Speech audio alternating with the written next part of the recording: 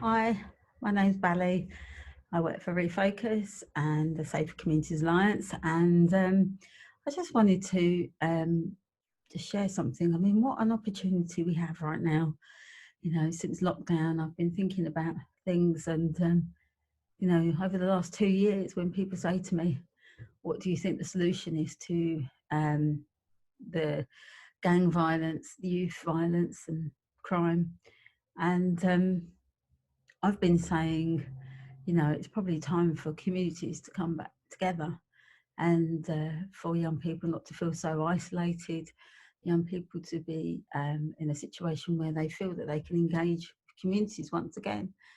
Well, it's really bizarre that because now we're in an opportunity that we've not had before, and that is for us to be able to engage with young people in a way that we haven't before. You know, we're actually all talking to each other.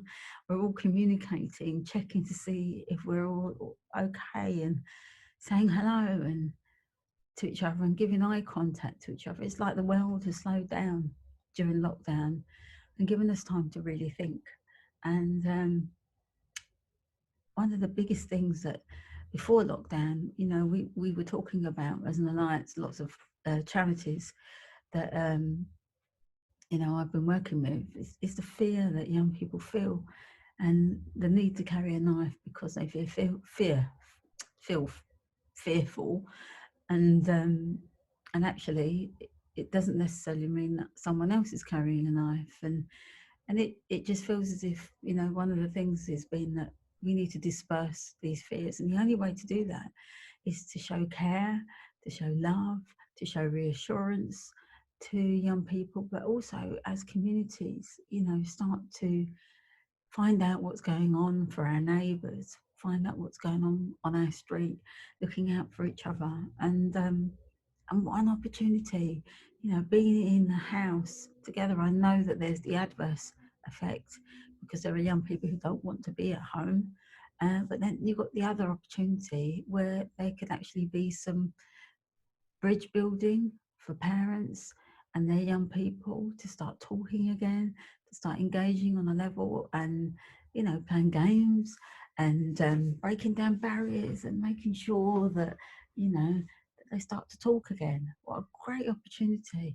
You know, I'm sure we're going to hear stories of marriages reunited and relationships being built and kids feeling so relieved that they've got things off their chest. I mean, you know, I've spent years with young people who struggle to just be able to tell their parents um, that they felt left out, or they felt when they did this that it really hurt them, or, you know, silly little things. But for young people, these are big, because what it does, it builds into something else, and it makes them paranoid. It makes them feel second best. It makes them feel unloved.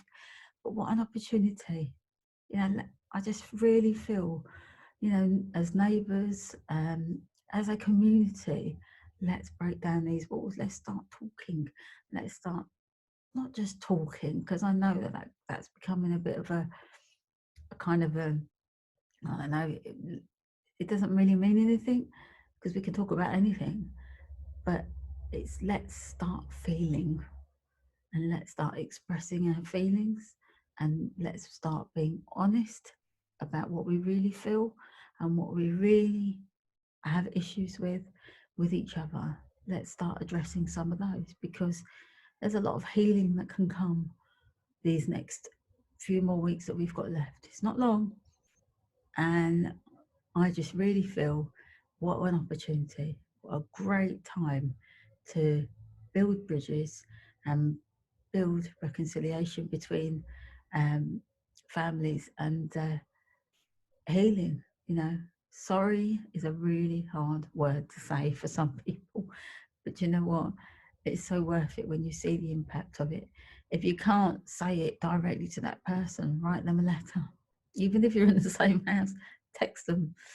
But it's an opportunity to thrash things out. Let's use this time. Let's talk about what matters whilst we're in the house. Okay.